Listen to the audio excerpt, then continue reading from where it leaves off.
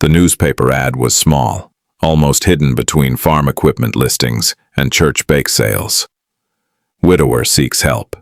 6 children. Remote ranch. Room, board, modest pay.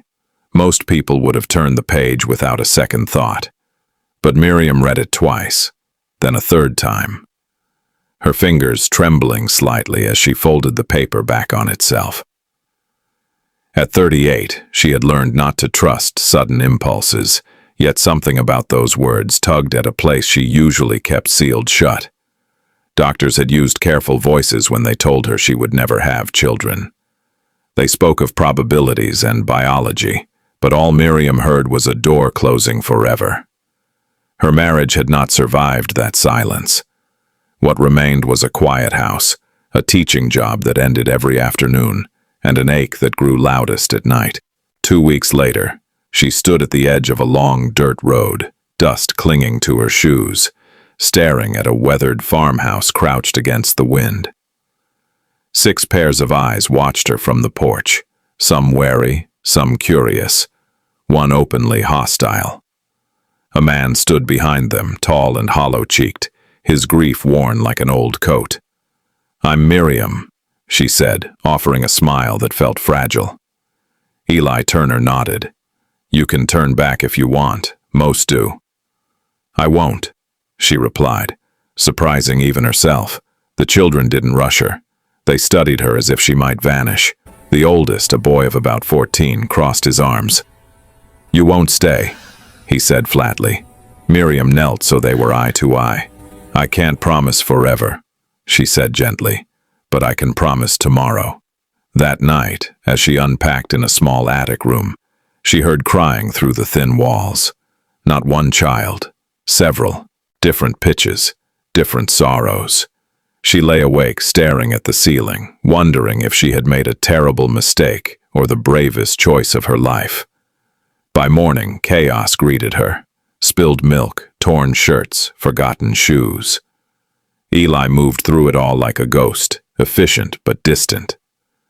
Miriam stepped in without asking, tying laces, calming tempers, coaxing smiles. When one little girl scraped her knee, she ran to Miriam instead of her father. Eli noticed. His jaw tightened, not with anger, but fear. At dinner, the children ate more than usual. Laughter flickered briefly at the table, then vanished when Eli stood abruptly and left the room. Miriam found him later in the barn, gripping a fence rail, eyes shining. "They're already getting attached," he said, "and everyone leaves." Miriam swallowed hard. "So did your wife," she said softly. "But she loved them first. That doesn't disappear." He looked at her then. Really looked, as if seeing a woman carrying her own invisible wounds. For the first time since his wife died, something cracked open inside him. Hope. Thin and dangerous. Neither of them realized how deeply that hope would cut. Weeks passed, stitched together by routines and small victories. Miriam learned each child's fears and favorite foods. She discovered that Samuel, the quiet one, loved drawing horses, that twins Lily and Rose cried only when they thought no one noticed, that the youngest, Noah, refused to sleep unless someone hummed. She hummed every night, her voice steady even when her heart ached. The house began to change. Curtains were washed, shoes lined up by the door, laughter lingered longer. Even Eli softened, his shoulders less rigid, his eyes warmer when he watched Miriam braid hair or referee arguments. One evening, after the children were asleep, they sat on the porch, fireflies blinking in the dark. Eli spoke of his wife, how she sang off-key, how she made birthdays magical even when money was tight. Miriam listened, feeling the weight of a love that still filled the space between them. "I never wanted to replace her," Miriam said quietly.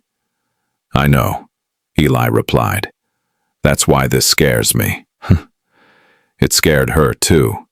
She felt herself falling, not just for the children, but for the broken man who loved them fiercely.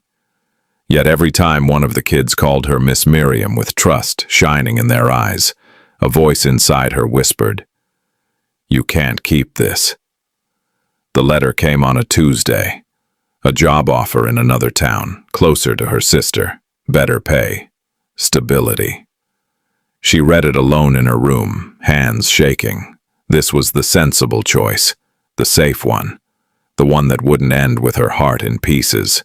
But when Noah crawled into her lap that night and asked, "You're not my mama, but you won't go away, right?" Something inside her shattered. She didn't answer right away. She hugged him instead.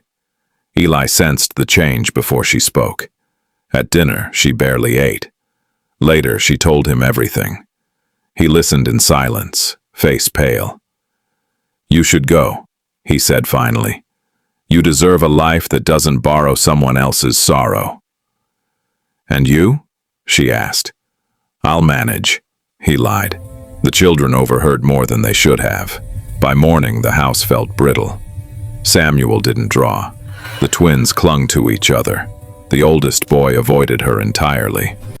On her last evening, they surprised her with a crooked card, letters misspelled, hearts drawn in crayon.